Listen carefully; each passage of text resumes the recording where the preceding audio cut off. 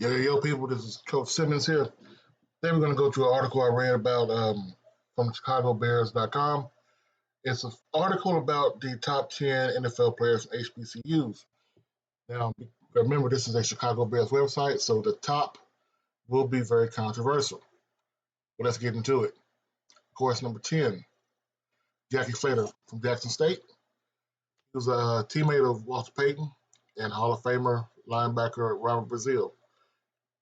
Jackson State had an outstanding team back in the day. Slater outlasted his competitors in the NFL by a decade. He went to 7 Pro Bowls and helped pave the way for Eric Dickerson to have one of the 4 best year runs in NFL running back history. Then we go down to Shannon Sharpe, Savannah State. Now, at first, it was Sterling Sharpe was the big brother, but Shannon Sharpe burst out of his brother's shadow. A 5-time Pro Bowler, receiver, that became the biggest premier tight ends. He went on to 8 Pro Bowls and won 3 Super Bowls for the Denver Broncos and the Baltimore Ravens. You may know him now as Uncle Shay Shay, or the guy that snitched on Julio Jones, but he's still there at number 9. Michael Springham, number 8. Now, what you say? This man was a beast.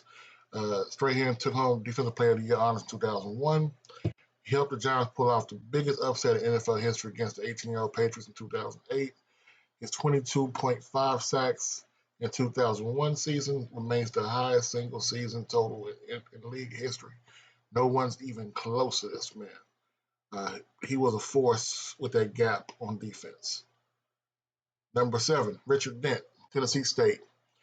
Now, he was one of the 3 starters from the 85 Bears team to have attended HBCUs. Walter Payton and Leslie Frazier being the other 2. Dent went on to 4 Pro Bowls and retired with the 3rd most career sacks in NFL history. He was something about HBCUs back in the day with the D linemen. They were just fierce. They had an attitude about them that just could not be touched. Art Shell went to Maryland State, which is now Maryland Eastern Shore. 8 Pro Bowls, 14 years, but is mostly known as the first African-American head coach since 1920. He was the Raiders. This man was a genius. He had John Madden once said he was the most intelligent player he's ever came in contact with. He also brought in Bo Jackson as a running back. This man was the icon for what HBCU players came out to be. Number 5. One of my favorite players. I never saw him play, but if you play linebacker as a black man, especially middle linebacker, you owe this man a check. Willie Lanier, Morgan State. He was drafted in the aftermath of the Chiefs' loss. They lost to Green Bay, the first Super Bowl.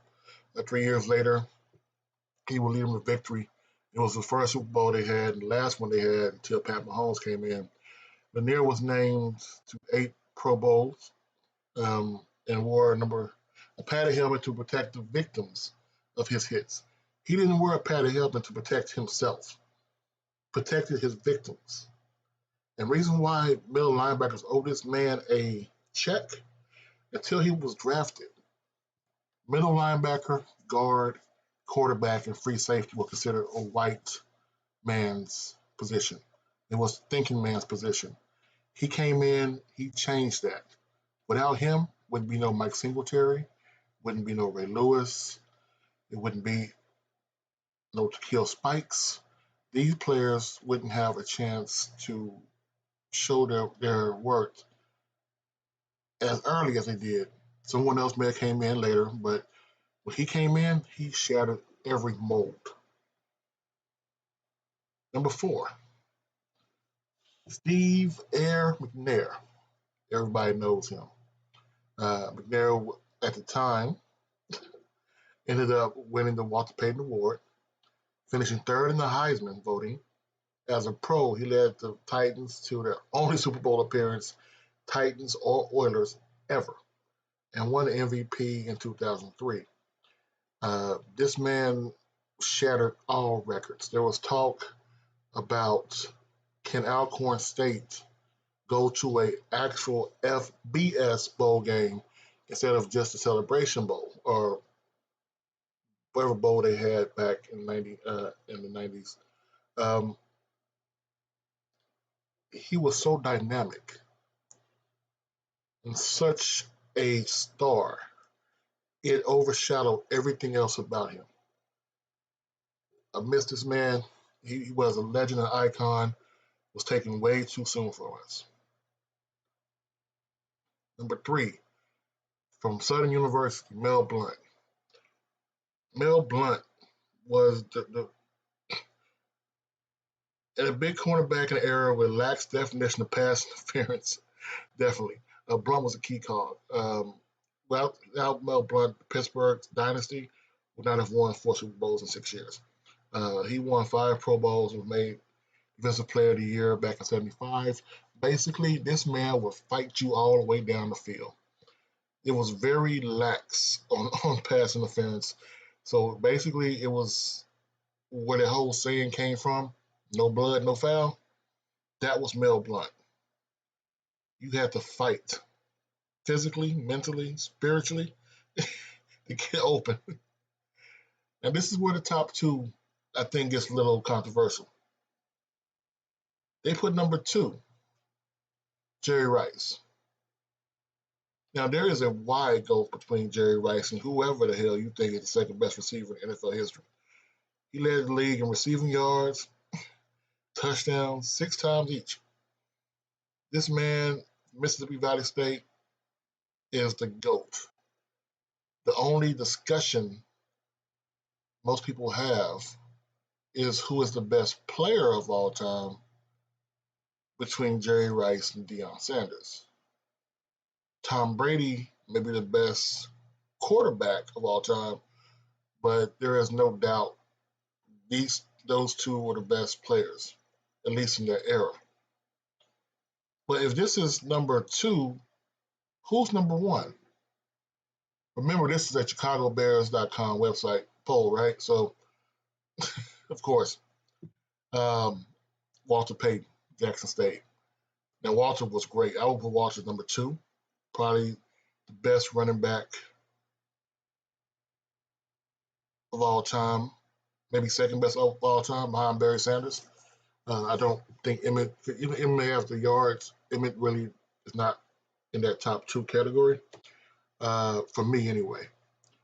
Payton left college as a template for Division I AA FCS success.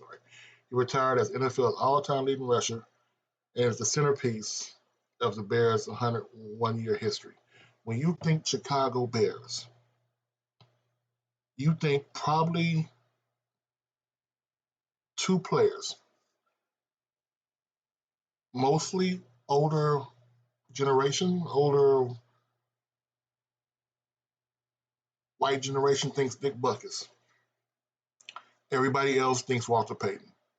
Payton hasn't played since the 80s. This man is synonymous with Chicago. Well, that's all we have for today. It's a quick video. Of course, I could be wrong. I mean, maybe Mel Blunt's the best player of all time, but I really think it's Jerry Rice. We'll talk later. I have another video coming up. I'm gonna redo the video on the stadiums with a twist. Talk to you later.